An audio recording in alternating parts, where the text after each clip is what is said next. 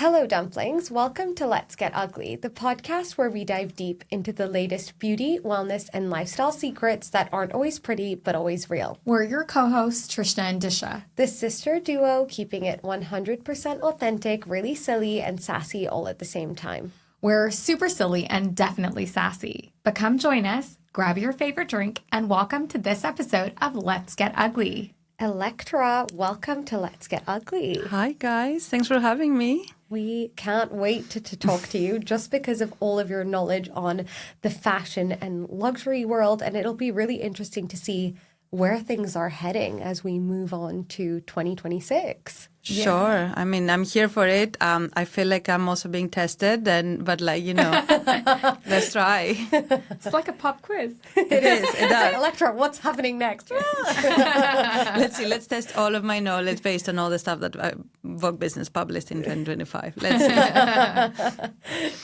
Well, let's start with the luxury market. So obviously global luxury is slowing down from our perspective. But what does that mean for you behind the scenes? What do people and brands need to be aware of? So it's true that the luxury market did slow down. The global luxury industry is the sentence I've read and wrote 100 times, is that the global luxury industry lost 50 million consumers in 2024. The thing is that, and that's why actually on Vogue Business we did this whole package, like this collection of articles called The Guide to the Luxury Slowdown, which we started 2025 with, because at the end of 2024, all we were talking about at our meetings, our editorial meetings, and on the website was the luxury slowdown. That was what everybody was worried about. And what we feel like we do really well at Vogue Business is address the industry's pain points, or at least that's when our audience reacts well to. Anyway, so it lost 50 million consumers in 2024. In 2025, it's been harder to tell because it's protectionist policies, I like to call them, like the tariffs, Brexit. They've really created confusion, and confusion leads to uncertainty. So there were like different scenarios, and this is like management consultancy called Bain, who forecast, and we usually work with them on. They do this like yearly reports, and they forecast what the luxury market will look like in the year ahead. So the new forecast is that it will get back to the luxury industry will go back to growth and over the next 10 years. Having said all that, you can look at numbers, you can read the analysis, you can not get confused, but like get lost or in all the jargon. What I find most useful and what I try to do for my sanity is like look at the world around me and look at how I'm feeling and what I personally and I can take out of it. So like in the last 10 years, restructure is the name of the game beyond the luxury industry, across the industries, right? Like every media company I've worked for, in the last 10 years, the restructures have been yearly. Sometimes they happen twice a year. It's not. It's partly because change needs to happen, etc. It's partly because of the confusion. It's partly because of the we all have a lot more information at our fingertips. It's a lot of things. The main thing is it's just like there's advancements, and the world is changing, and all you can do is expect that things will change rapidly. Year on year, 6 months to 6 months. And all you can do is be agile and flexible as a professional in general, not just, Yeah, I mean, I feel like even as a consumer, you need to be kind of agile. It feels like you have a micro trend or a nano trend thrown at you like every second. And I'm sure that doesn't really necessarily help.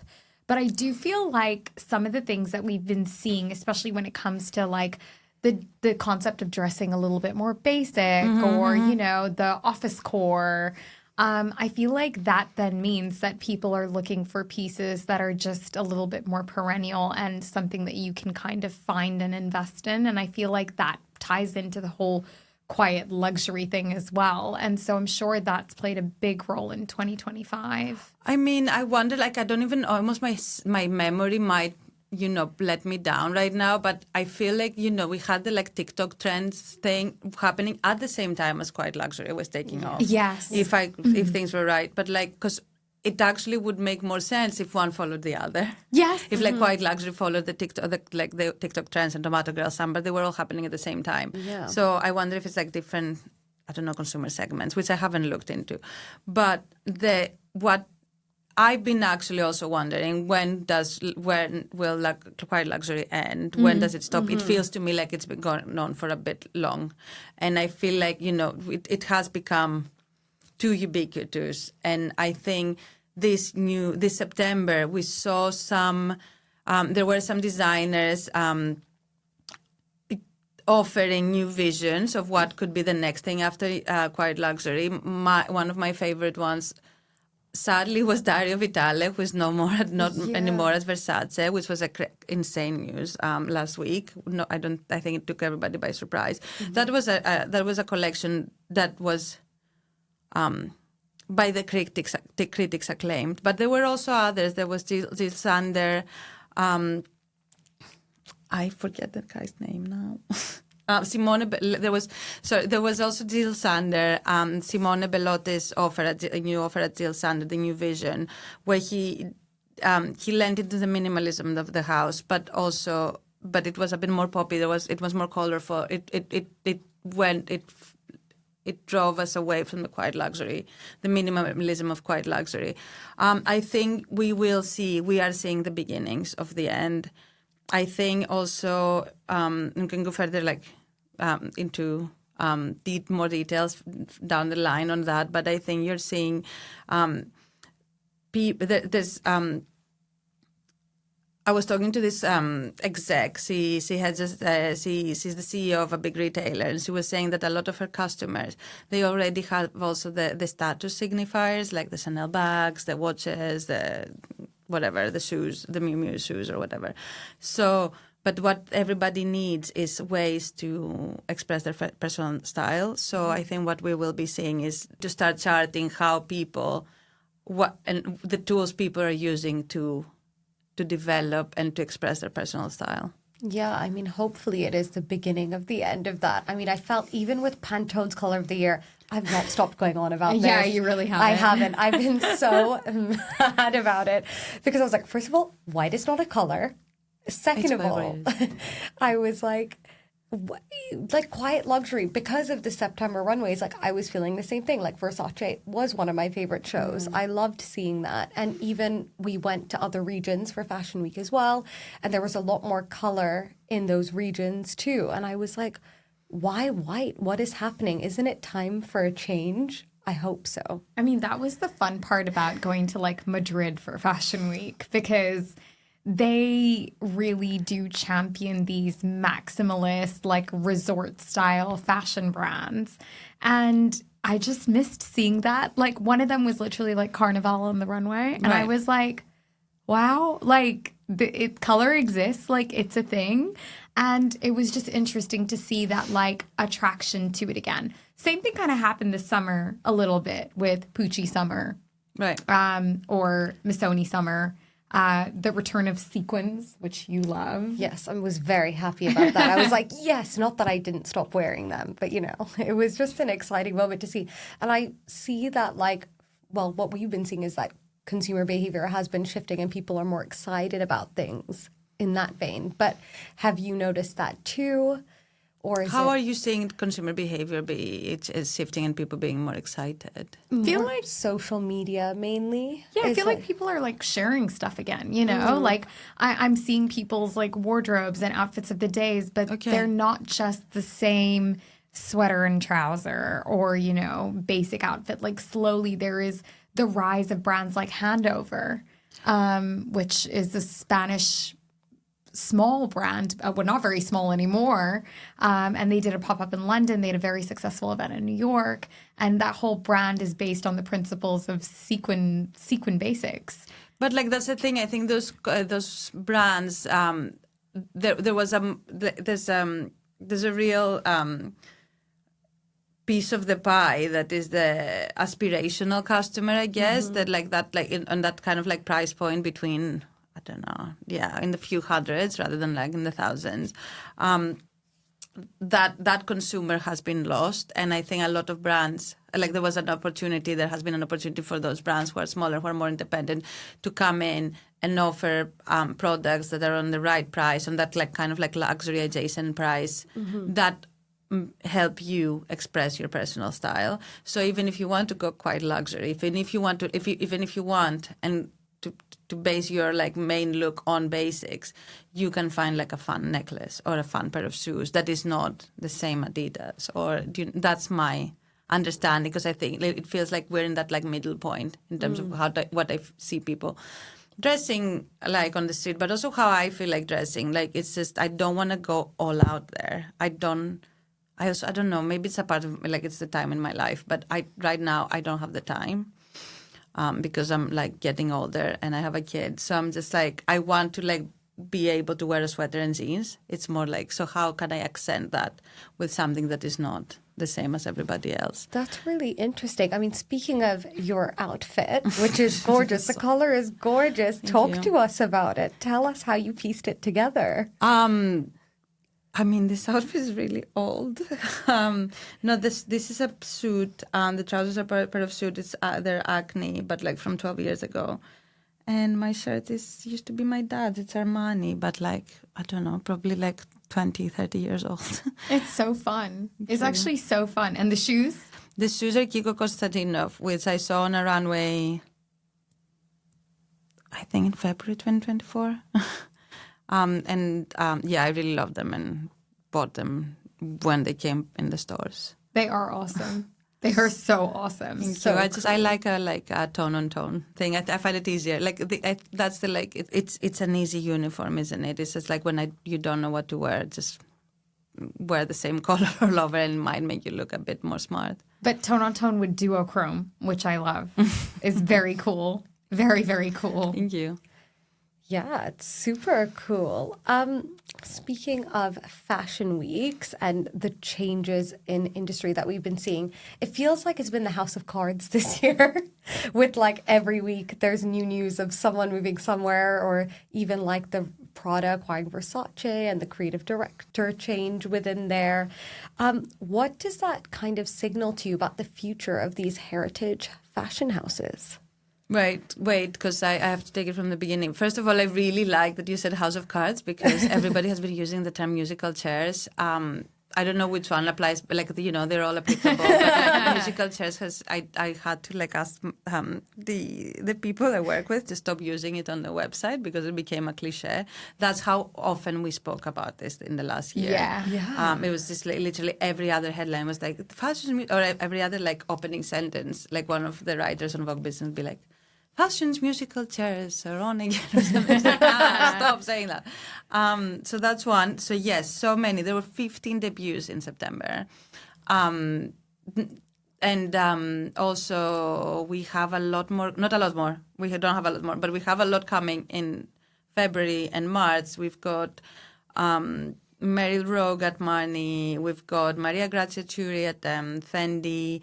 We've got Demna at Gucci. Probably a few more that I don't remember, that I'm forgetting right now, but equally significant.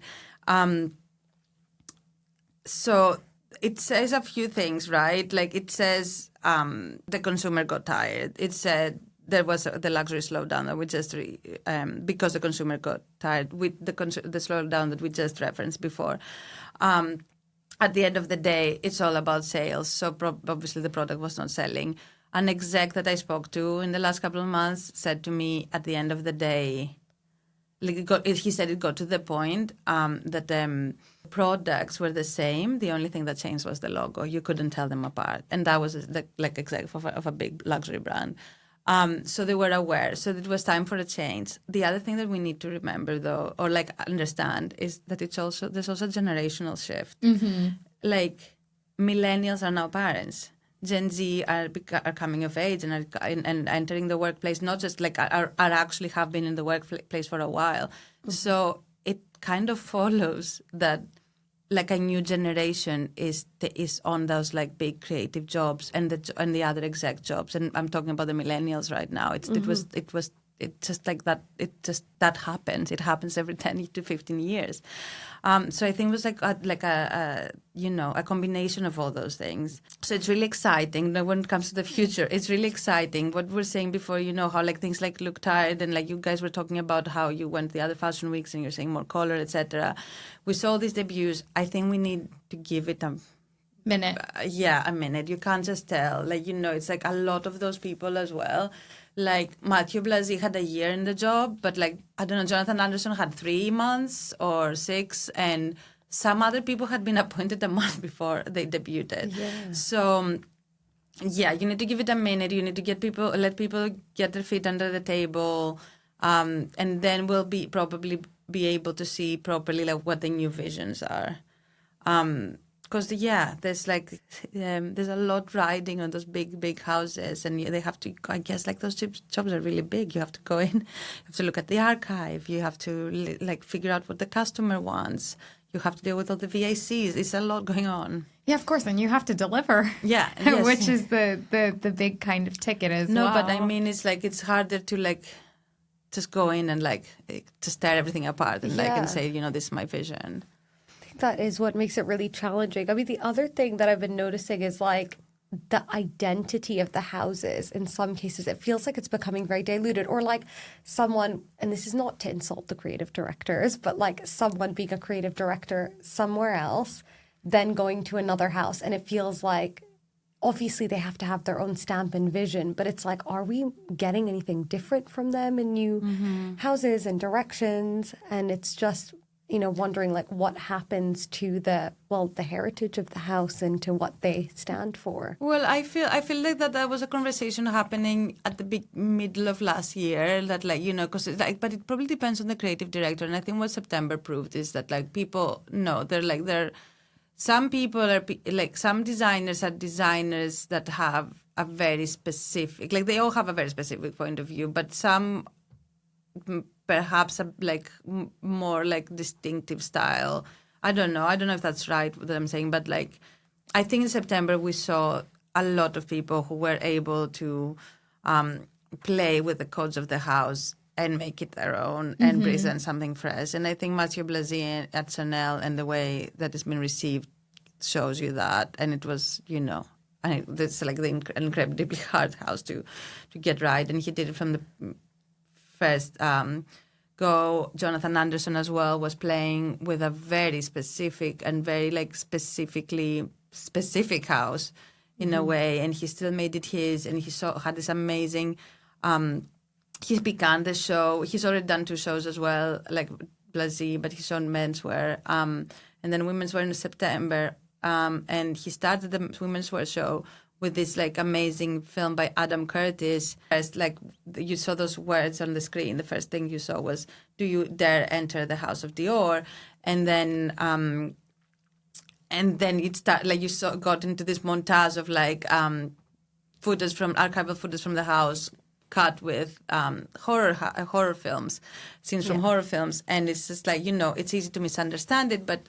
What that tells you is he was paying homage. He was looking at what the house has done before, and he was also putting his stamp on it. And yeah, I think it won't dilute. I think it was just time for a change, probably because the industry has been so confused. And don't forget, we came out of a pandemic. Yes. Yeah, that's true. I think we all love to forget that. We forget that weirdly. We so forget it. Like we all were like completely suspended for like 2 years. Yes. Like in the industry, I know the industries and everybody made money, but in the weirdest ways. And then they couldn't. And that's another big reason for the slowdown. Like I spent so much money in those like months in between the like lockdowns, especially, and the like first year after the pandemic. Like I got a boob job. Oh, I was great. buying because I was just a new mom. I was on I consistently bought business class flights because I thought, I have a baby and it's like more cozy. What? Like I spent so much stuff. I bought new furniture because I was moving house. Like so much shit that I never ever would have bought. Like especially like one go like that. But that's because I had like months and months of like wages like accumulating in my bank account, and they hadn't been spent because I wasn't going anywhere. Yeah. And so we were buying, and that's when the price hikes happened, and then we went back to the real world in our real lives, and the bills and the prices went higher. The bills as well were crazier. Yeah. Like I've never paid more to EDF. So suddenly we all got scared. But in the meantime, the brands had made a lot of money from us. So like like, and a lot of people call the slowdown actually a correction. Yeah. And I don't know which one is. It's maybe it's to the Probably same mixed. side of this, like two sides of the same coin. But that's also something to like. To be aware of. For sure. I mean, I think I spend most of my money on food now. Yeah, same. We love to eat. So for us, it's like, where do we spend most of our money? Food, travel as well. Because when we travel, we don't like go nearby. We end up back in Asia. Yeah, literally. I'm currently loving... I love Halloween in London. Yeah. Like, I love Halloween in London because they have all these different experiences like you wouldn't believe. Tell me your favorite. Oh, you know what? The newest favorite, well, after Halloween, is the Paranormal Activity play. What is it? It's literally a play. Have you seen the movie? No. What? Okay. No, I don't.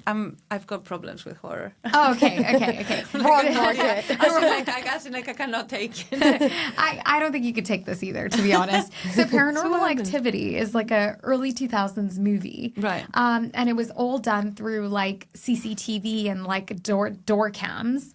And it's basically about this couple that are newly married, living together, and one of them is possessed.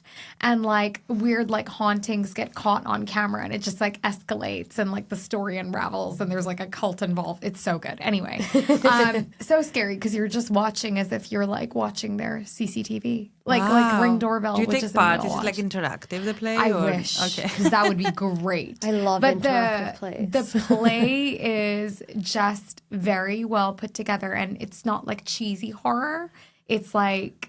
It's cool. It's just like, to me, the concept of going to theater and screaming is like it takes it to a different level from like just being in the cinema. I don't know why it makes it different. It does. I don't know. I guess like having, because there's other actual people on the other side instead of a screen. I don't know.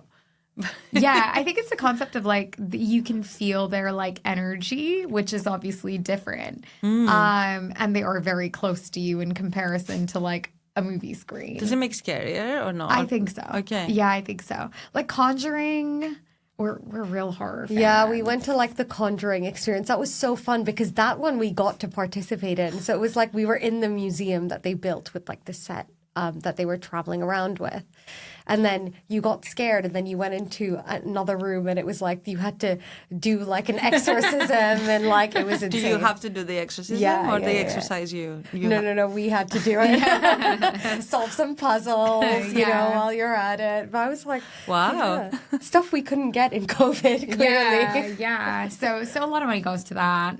Definitely food. I love living in London because of that, but I also hate it because sometimes, I'd like to buy a pair of shoes. Right. But I'm sacrificing. I think that the thing is like the desire for fashion hasn't gone anywhere. But there is also the alternate source of like vintage. Right. And I feel like that's had a really interesting moment this summer. Are you a big vintage fan? It's not vintage necessarily. It's like I try not to buy new unless something has really caught my eye or I really need something. I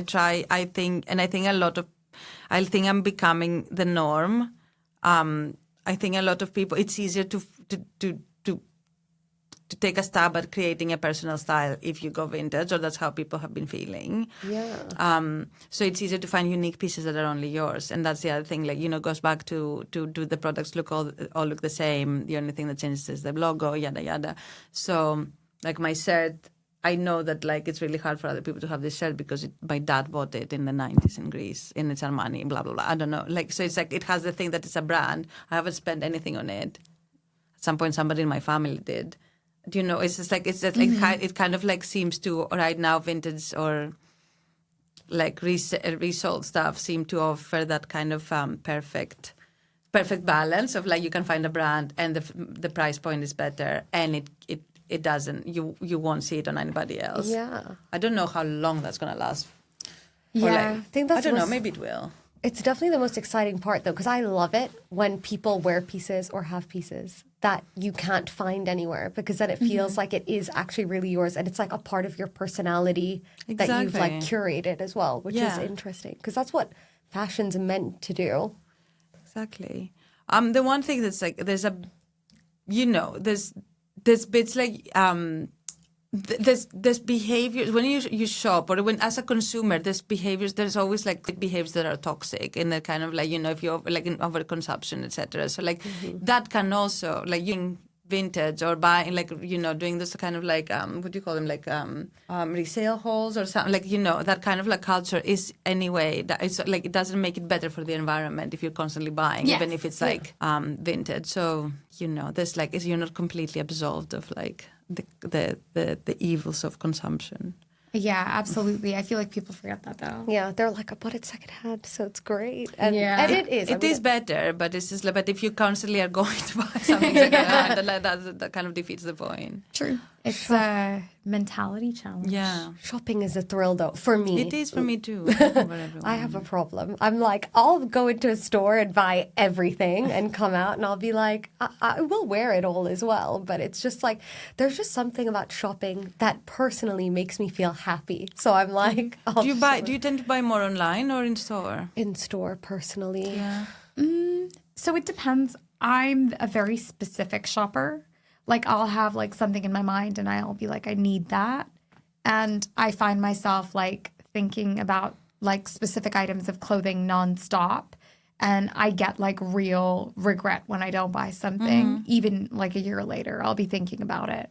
For example, there were a pair of trousers from Massimo Dutti last year, which I bought. And then I was like, oh, it's not really worth it. So I returned them. I really and want you've been them. crying about those trousers since? Wow. Yeah, a year. Can you not find them somewhere? No, and I can't have find you them on tried, Vinted. Like, have you? Because I go through. I do the opposite. Not the opposite, but like what I do is if there's an item I really like, I'll just buy it again and again and again, especially shoes and stuff, so that I know that once it like breaks or whatever, I'll have it again.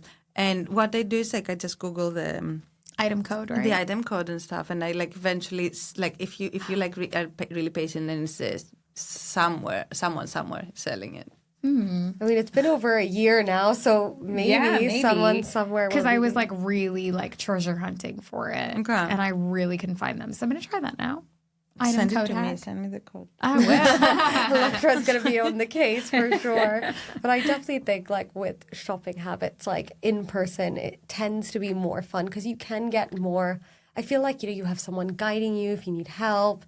There's the experience of being in the store. Like, it's not the same as when it's online, personally. Yeah, I agree. I think you had that somewhere in your questions as well. I think there's a real like opportunity for retailers and people who have like bricks and mortars retail to grow or to not be left behind like in the customer service though, because I think, and actually that's also online, I think, because I think there's a lot of time for me and I think my personal experience from what I read on Vogue Business and I edit on Vogue Business, it seems to be reflected in what other people in the surveys we do, etc. Is that like you go in the store, you don't always necessarily have the best experience, because I'm not talking about VICs, I'm talking about like you go into a multi-brand retailer. Because, very often I find it very easy. So you have everything under one roof. You're prepared to spend because, you're looking for a dress for a wedding or you're doing your Christmas shopping or something like that. And it's hard to find one person that will help you throughout. That is like, and so I find, and a lot of our readers in service we've done have like pointed that out as a pain point. Another thing is online. The tools, and I think now with AI, I think I totally finally talk about AI. But like AI might be the first time that like, and in a way that's maybe the one first way that it can be helpful is that like it can enhance those search tools in the websites, that like for the first time brands and retailers have a way to use all that data they've been they've been gathering on us to actually be helpful and to actually serve you products that you will want. And, you guys were talking about experiences before, and, there's the experience of, like, going to store and doing something, offering you something fun, something different to do, but it's just like they have to actually invest in the experience, in the customer journey, that the experience the customer has in the store, on the website. It has to be easy. It has to be nice. People have to be... the other thing I want to point out was another big, turn-off for customers, especially women that we've surveyed, is sizing. We did the consumer sizing survey, and I think the second reason women won't buy something is because it's like the sizes are wrong. So that's a big, gap in opportunity. There's there's money being left on the table, basically, because they're not really looking at sizing properly. It's so frustrating, but it's so true, I guess, because there's also this mindset of people feeling, or the psychological aspect of people feeling good if they're buying a size down. Yes. And it's not really, but it is. And then you've got some people that purchase the size that they are, and then you have... Because I think statistically I saw somewhere that women tend to buy sizes down in the hopes that they'll fit into it later. Really? Or, there's this whole thing where they'll buy things in a smaller size on purpose because they'll be like, I'll just lose a couple pounds and then I'll fit into it. I mean, that's another sign of our time. Yeah, it really is.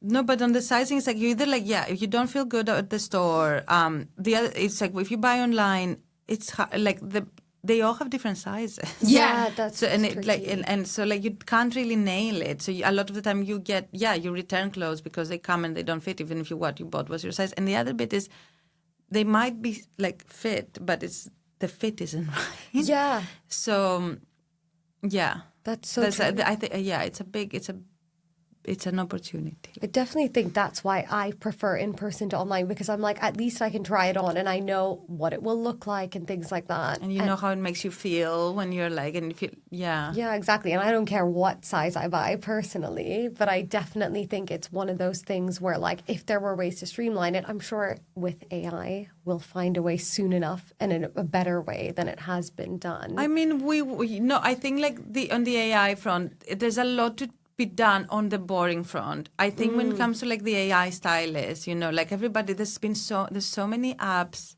clueless apps. Yes. Oh yeah, of course. That people are working on, etc. I'm not convinced by that aspect necessarily. I don't know if you need ChatGPT to give you style advice. It might get not style advice, but to serve you product. I don't know if you need an app that is. I don't know if you need an extra app on your phone or your browser. I don't know if you're a boomer. I don't know. I even brought that up. But if you need an extra app where you need to input your clothes and your photos, and I don't know if those things feel wonky to me because they feel like they're being built based on an idea that we had that the future will be. But I do think that they can retailers and brands can use AI to make their websites better. Yeah, I mean, it's true. I think it's kind of when you look at what kind of AI people use or what they think they use, because obviously we've been using artificial intelligence for so long, but we just don't recognize it because it wasn't as impactful, I guess, in our daily lives. But ChatGPT is the one that everyone always mentions, but there's so much other stuff. And you're so right. Just get the basic things right, logistics with AI would be so much smoother. Exactly. So it's in the supply chain. It's trying to I don't even understand it myself exactly how those more boring things work. But it feels like there's a lot of work to be done. There's a lot of pain points for making things more sustainable, work more sustainably, etc. That bit could be it could be helpful. Yeah, even on the buying side as well, it could make things so seamless. So it's one of those things where everyone's so focused on how to use Gen AI more than anything else. For sure. So before you go, we have these 3 quick-fire beauty questions that we ask every guest. Are you ready? Mm-hmm. So the first one is, what's one beauty rule you love breaking? I sit in the sun and I don't wear SPF, and I'm sorry. I haven't done. It's been all my life. I will look like a raisin in about 10 years, and I'm fine with it. It's okay. There's Botox Yeah, and all which kinds of I other also do. good stuff. Yeah. Lasers that'll fix sun damage, Hopefully, apparently. let's see. Yeah. Maybe AI. Elektra, you're just going to see her in 10 years being like, guys, I'm an avatar now. I'll be an avatar. That's the thing. I will just be. I will be a raisin in real life, but I will not leave my house. It's fine. If you could give your younger self one piece of beauty advice, what would it be? To not worry about my weight as much. Like, yeah, I'd be like, you look amazing. Like, go forth, prosper. Like, yeah, I was so worried about my weight, and I think I don't know. I think it says a lot about my generation as well. Like, because I remember like being a teen and wearing so much, like it conflicts with, and then as a young woman in London meeting other young women who are now my best friends, like I remember there was a moment in my early 20s talking to other girls where I was starting to realize that wait, literally every woman around me has some kind of like eating issue. Yeah, it's very common. I mean, it's kind of was the norm at a point. I feel it kind of is the norm now. Yeah, I guess because it's like this. I mean, now it's like even clearer why, and because what the messages we're getting were. But yeah, like, and I look at photos of myself and I look amazing and super skinny, but I thought I was a whale, so you know. Yeah. Good to change the... What is a beauty moment, good or bad, that you'll never forget? Okay, I don't know if it exactly applies, but basically I've been doing these dots under my eyes for about 10 years now, which I actually completely stole from a friend of mine who did them, would do them once in a while, and I thought that looks cool. We grew up together, like not grew up, but like we were young in London, and we'd go out a lot, and she would do that, and she was super cool. So I saw it, I liked it, I started doing it like every day since then. And then a few years ago, my friend wrote a screen, she wrote the script for a TV show, and the main character has the same thing. But it wasn't she didn't write in the script that the main character would have dots in her eyes. But then they developed the show, and it's on screen, and the main character like has dots under her eyes all the time. How fun! Yeah, and so I was like, Rose, that can't be like that. Has to be based on me. But she was like, no, it was completely like. She said it was the makeup artist who made that choice. I still don't believe it. I like to think that I was the inspiration. I love that. That's so cool. Yeah, and how fun that it's immortalized on television. Well, that's what I like to say. But if you ask Rose Lewinstein, she'll say it has nothing to do with me. we'll agree to disagree. We'll have a look. We'll be the judge. What was the show, by the way? It's called The Flatshair. It's on Amazon Prime. It sounds very relatable. It's really good. It's about a nurse who's the man, or a doctor, I don't remember. I think he's a nurse, and a really cool girl who works actually at a youth magazine that slightly resembles Vice, which I also used to work for, and so that's why I think that the character was based on me. Anyway, but yeah, so basically they can't afford a whole flat by themselves, so they share this flat because he works nights and she sleeps at nights. So yeah, they never see each other, but then they see each other and they fall in love. Oh, that's actually sweet. We'll watch it today. Yeah, we will. It's very bingeable. I love that. Great. Well, Elektra, thank you so much for sharing your knowledge and perspective on so many things with us. We've really enjoyed this chat. Thank you, guys. Thanks for having me. It was really fun. And that's a wrap.